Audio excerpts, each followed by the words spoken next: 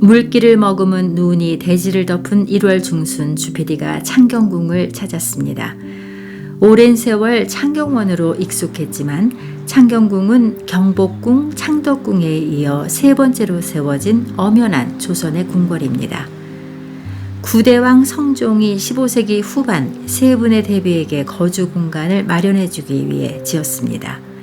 빈 땅에 지은 것은 아니고 태종이 아들 세종에게 왕위를 넘겨주고 지내던 수강궁을 대폭 확장해 정식 궁궐로 만들었습니다. 창경궁의 정문은 홍화문입니다. 경복궁의 광화문, 창덕궁의 도나문처럼 궁궐 정문 이름에는 모두 될 화자가 들어가 있다는 거 모두 아시죠? 보통 궁궐 정문 앞은 임금과 백성의 만남의 공간이기도 한데요. 홍화문 앞에서 정조 임금은 어머니 해경궁 홍씨의 회갑을 맞이해 백성들에게 쌀을 나눠주는 행사를 열었습니다. 어느 궁궐이든 정문을 들어서면 돌다리를 만나게 되죠. 왕이 있는 신성한 공간과 일반 공간을 분리하는 금천교인데요. 창경궁의 금천교는 옥구슬같이 맑은 물이 흐른다는 뜻의 옥천교라는 이름을 갖고 있습니다. 조선의 5대 궁궐 중에 금천교 아래에 실제로 물이 흐르는 곳은 이곳 창경궁이 유일합니다. 옆에서 보면은 아치 사이에 도깨비 얼굴이 새겨져 있는데 물길을 타고 들어오는 귀신을 쫓아내기 위한 것이라고 합니다.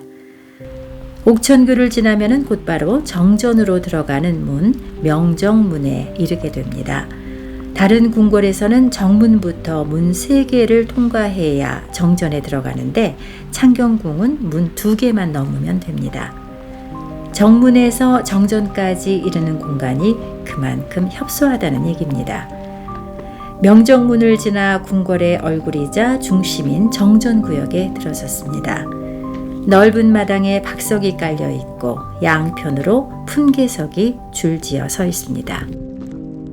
창경궁의 정전, 명정전은 밝은 정치를 하는 곳이라는 뜻을 갖고 있는데요. 여느 궁궐과 마찬가지로 신하들의 할애, 과거시험, 궁중연회 등 공식 행사가 치러졌습니다. 그런데 명정전이 다른 궁궐과 아주 다른 점이 하나 있습니다. 바로 향이 동향이라는 점입니다. 임금은 남면한다는 전통에 따라 정전을 비롯한 궁궐의 주요 전각들은 남향으로 배치하는 게 일반적인데 창경궁의 명정전은 궁궐 정전 중에 유일하게 동향으로 지어졌습니다. 임금은 남쪽을 향해 앉는다는 원칙을 지킬 수 없을 만큼 중대한 사유가 있었을 텐데 그것이 무엇이었을까요? 네, 바로 종묘입니다. 창경궁 남쪽으로 종묘구역이 붙어있기 때문입니다. 역대왕의 신주를 모신 국가사당 종묘는 조선에서 가장 신성시되던 장소였던지라 이 종묘 권역을 피해 창경궁의 정문도 궁궐 동편에 동향으로 낼 수밖에 없었고 정전인 명정전과 주요 전각들도 동쪽을 향하게 된 것입니다. 경복궁의 근정전이나 창덕궁의 인정전이 웅장한 중층인데 반해 명정전은 단층으로 규모가 작습니다. 애초에 창경궁이 왕의 통치를 위해서라기보다는 왕실 여인들을 위한 생활 공간으로 창건되다 보니 정전도 상대적으로 작게 지어졌습니다. 규모도 규모지만은 명정전은 한눈에도 연륜이 느껴집니다. 단청도 빛이 바랬고 건물 안팎이 낡았습니다. 사실 명정전은 조선 궁궐의 정전 중에 가장 오래됐습니다. 성종 때 지어진 후 임진왜란 때 불탔다가 광해군 때 중건된 건물이 지금까지 이어지고 있으니 400여 년 세월을 견딘 건물입니다. 이런 역사적 가치가 인정돼 명정전은 국보로 지정돼 있습니다. 정전 서쪽에 마치 부속 건물처럼 자리 잡고 있는 이 건물은 숭문당, 말 그대로 문을 숭상하는 집이라는 뜻입니다. 임금이 신하들과 함께 공부하던 곳, 즉 경연이 열리던 곳입니다. 경연은 왕에게 의무처럼 부여된 매일매일의 공부인데요. 연산군처럼 무시해버린 왕도 있었지만 성종은 조선 왕 중 압도적으로 많은 9,000번이나 경연에 참석했습니다. 어느 궁궐이든 정전 근처에는 왕이 실제로 업무를 보던 집무실이 있죠. 편전인데요. 창경궁에서 편전은 명정전 남쪽에 있는 문정전입니다. 그런데 주피디는 문정전에 올 때마다 마음이 무거워집니다. 이곳에서 있었던 비극 때문입니다. 바로 사도세자 뒤주 사건입니다. 사도세자는 태양이 이글거리는 7월 삼복더위에 문정전 마당 한가운데 놓인 뒤주 속에 8일간 갇혀 있다가 세상을 떠났습니다. 사도세자의 시신은 문정문을 통해 밖으로 옮겨졌습니다. 주피디가 문정문을 나와 사도세자가 간 길을 따라가 봤습니다. 사도세자는 지금은 숲으로 조성된 구역을 따라 동쪽으로 옮겨졌습니다. 걸어서 2, 3분 남짓 가면은 궁궐 담장이 나오고 문 하나가 보입니다. 선인문이라고 하는데요. 이 문을 통해 사도세자는 궁궐과 영영 이별하게 됩니다. 이렇게 사도세자의 비극이 곳곳에 배어있는 창경궁에서 그의 아들 정조 임금이 재위 기간의 거의 절반을 지냈다고 하니 그 운명의 기구함이 더욱 절절하게 다가옵니다. 그런데 선인문으로는 사도세자뿐 아니라 사약을 받고 죽은 장희빈의 시신이 실려나갔고 반정으로 왕위에서 쫓겨난 연산군, 세자빈에서 폐위된 소현세자의 부인 강빈이 궁궐을 떠난 문이기도 합니다. 선인문, 인을 널리 펼친다는 문 이름이 무색하기만 합니다. 서울의 얼굴 중 하나인 숭례문이 방화로 불에 탄 일 모두 기억하시죠? 그런데 이 사건으로 엉뚱하게도 창경궁 문정전이 얘깃거리가 된 적이 있습니다. 숭례문 방화범이 사건 2년 전에도 문정전에 불을 지른 사실이 드러났기 때문입니다. 마침 현장에 있던 관람객이 소화기로 신속하게 불을 꺼서 문정전 문짝 하나만 태우고 끝났는데요. 이 방화범이 뒤에 숭례문을 전소시켜버린 것이었습니다. 창경궁을 아직도 창경원이라고 하는 분이 가끔 있는데요. 사실 1900년대 이후에 창경궁은 창경원이라는 이름으로 더 오래 불렸습니다. 한일 합병 직전인 1909년에 일제는 창경궁을 공원인 창경원으로 바꿨습니다. 당시 대한제국 황제인 순종의 마음을 위로하기 위해서 놀이공원으로 조성한다는 것이었습니다. 창경원에는 동물원과 식물원, 놀이시설 등이 들어서면서 서울의 대표적 유원지가 됐습니다. 벚꽃도 대량으로 심었습니다. 지금 창경궁의 남쪽 구역은 별다른 건물 없이 빈터로 남아있는데요. 원래는 권례각사, 즉 도총부를 비롯한 여러 부서 건물들이 있었습니다. 이 권례각사 구역이 창경원 시절 동물원이 있던 곳입니다. 호랑이, 사자, 코끼리, 낙타 등 각종 동물들이 옛 궁궐에서 관람객을 만났습니다. 창경원 원숭이라는 말이 있죠. 구경거리가 됐다는 걸 말할 때 쓰는 이 관용원은 궁궐이 동물원이 된 그날의 우울한 흔적을 지금까지 전해주고 있습니다. 70년 넘게 유원지로 남아있던 창경원은 1983년에야 창경궁으로 제 이름을 찾아 오늘에 이르고 있습니다. 동물들은 서울대공원으로 옮겨지고 놀이시설은 철거됐습니다. 봄마다 창경원을 벚꽃으로 뒤덮던 벚나무는 여의도 윤중로로 옮겨져 지금도 봄마다 꽃을 피우고 있습니다. 창덕궁 바로 옆에 자리 잡은 창경궁은 동궐이라는 이름으로 창덕궁과 한 권역에 자리 잡은 일종의 보조 궁궐 대접을 받기도 하면서 동시에 궁궐의 제반 요소를 다 갖춘 독립적인 궁궐이기도 합니다. 그리고 일제강점기를 거치면서 그 성격이 유원지로 완전히 뒤바뀐 애처로운 역사를 지닌 궁궐이기도 합니다. 아직 많은 전각이 미복원 상태로 남아있는 창경궁을 어엿한 궁궐로 제 모습을 찾아주는 것은 이제 우리 후손들의 몫이 아닐까 하는 생각을 해봅니다. 다음 영상에서는 왕과 여인들의 사적인 공간인 내전 권역을 소개해드리겠습니다.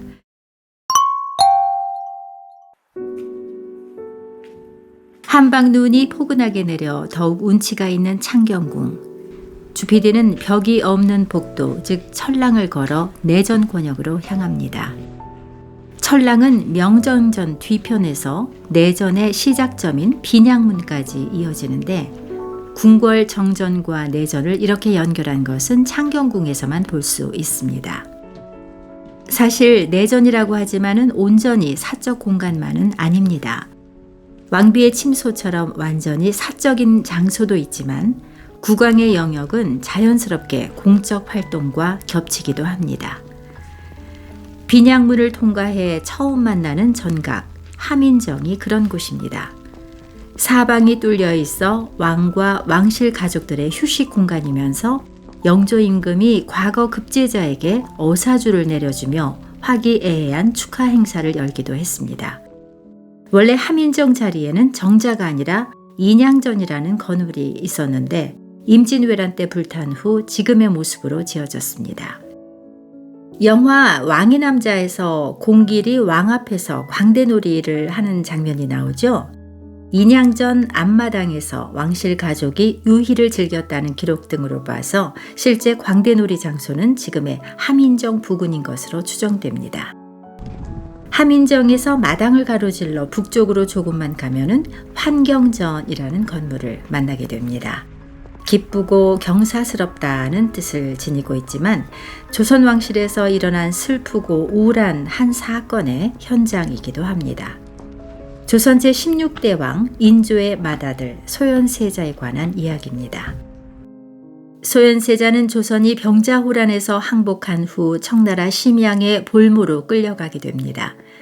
8년간의 인질 생활 끝에 꿈에 그리던 고국에 돌아와 그는 창경궁 환경전에서 살았습니다. 그러나 귀국 2달 만에 의문의 죽음을 맞게 됩니다. 34살 건장한 세자의 갑작스런 죽음, 실록은 이렇게 기록하고 있습니다. 온몸이 전부 검은 빛이었고 얼굴의 7구멍에서는 모두 선혈이 흘러나와 그 얼굴빛을 분별할 수 없어서 마치 약물에 중독돼 죽은 사람 같았다. 의혹의 중심에는 아버지 인조가 있었습니다. 청나라가 자신을 폐하고 소현세자를 왕위에 올릴지 모른다는 불안감에 아들을 독살했다. 이것이 소현세자 죽음에 대한 유력한 가설입니다. 소현세자 사망 후 인조는 며느리인 세자빈 강씨 역시 누명을 씌워 죽이고 세자의 어린 세 아들을 제주도로 유배 보내 둘을 죽게 만드는 등 자식과 그 가족에 대해 극도로 잔인한 조처를 취했습니다. 바로 옆 경춘전은 여인의 공간이었습니다. 인수대비, 인현왕후, 해경궁 홍씨 등이 경춘전을 사용했습니다. 해경궁 홍씨는 이곳 경춘전에서 훗날에 22대 왕 정조를 낳았습니다. 영화 사도에 보면은 사도세자는 정조가 태어날 때 용이 경춘전으로 들어오는 태몽을 꾼 후 그 내용을 그림으로 그려 가족에게 보여주는 장면이 나옵니다. 장인이 이 그림으로 부채를 만들어줬는데 사도세자는 뒤주에 갇혀 죽어갈 때 부채를 바라보며 하염없이 눈물을 흘립니다. 자, 이제 궁궐에서 가장 깊숙한 곳에 있는 중궁전으로 가볼까요? 창경궁의 중궁전 이름은 통명전입니다. 왕비가 사는 중궁전은 다른 건물과 다른 점이 있는데요. 지붕 위에 용마루가 없다는 점입니다.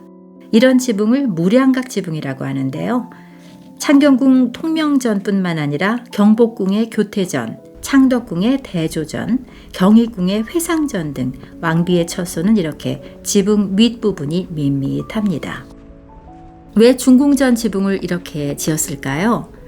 새로운 용이 태어나는 집이니 용마루를 얹지 않았다는 설, 중국의 건축 기법을 따왔다는 설 등이 있지만 확실한 것은 없습니다.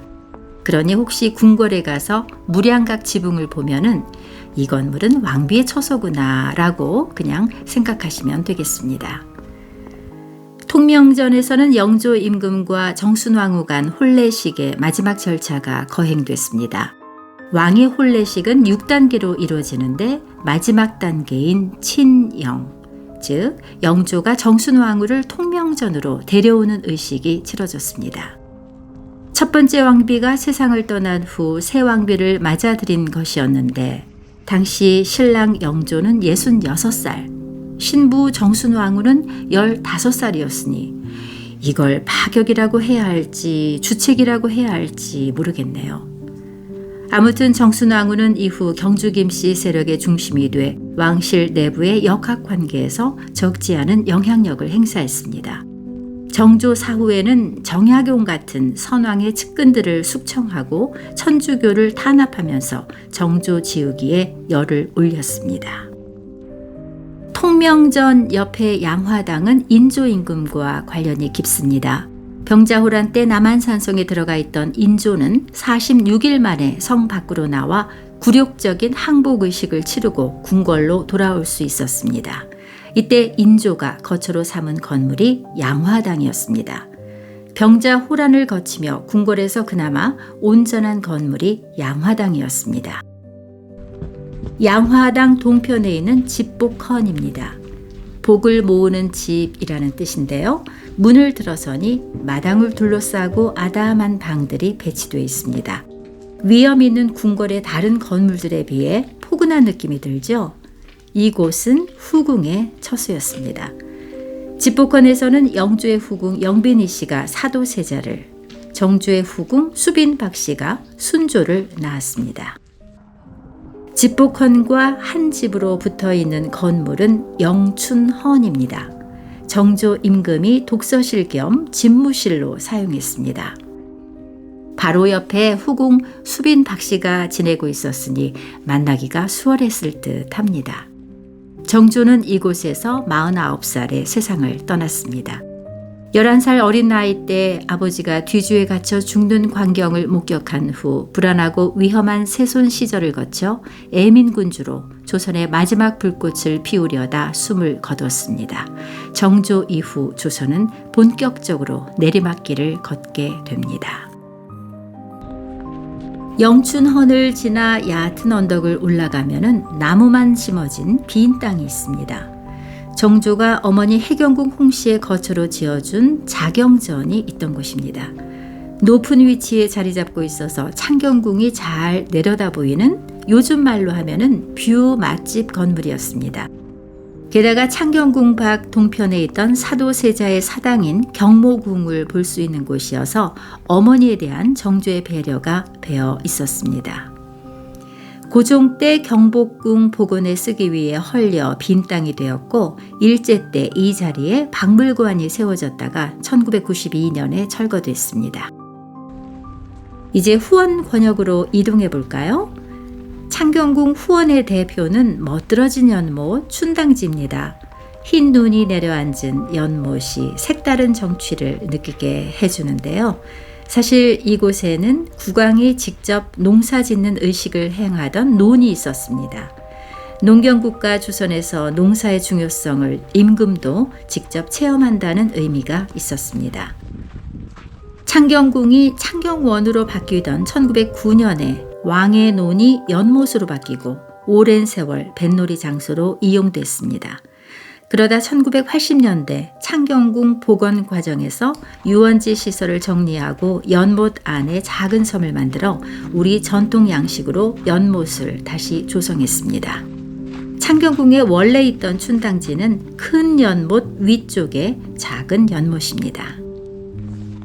창경궁 후원 맨 위쪽에는 궁궐과는 어울리지 않는 튀는 모양의 건물 하나가 있습니다. 대온실입니다. 대온실은 창경원 시절 식물원의 다른 이름입니다. 일제는 1909년 창경궁을 창경원으로 바꾸면서 동물원과 함께 이 식물원을 세웠습니다. 우리나라 최초의 서양식 온실이었습니다. 일본인이 설계하고 프랑스 회사가 시공한 이 온실은 근대 건축의 선진성과 제국주의 문화 침탈을 동시에 보여주는 시설이라고 할 수 있습니다. 당시 서양 건축의 역사적 가치가 인정돼 식물원은 창경궁 복원 과정에서 헐리지 않고 보존됐고 등록 문화재로 관리되고 있습니다. 창경궁은 지난 500여 년 동안 온갖 시련을 견딘 후 우리 앞에 서 있습니다. 전쟁과 반란, 화재로 무너졌다가 다시 세워지기를 반복했습니다. 망국의 시기, 유원지로 전락해 명맥이 끊어질 뻔했으나 우리는 조상들이 그랬던 것처럼 창경궁을 다시 궁궐로 세웠습니다. 다시 찾은 우리 궁궐 창경궁. 이제는 더 이상의 아픔을 겪지 않도록 지키고 보살피는 것이 우리 후손들의 도리가 아닐까 생각해 봅니다. 주PD의 역사 여행이었습니다. 고맙습니다.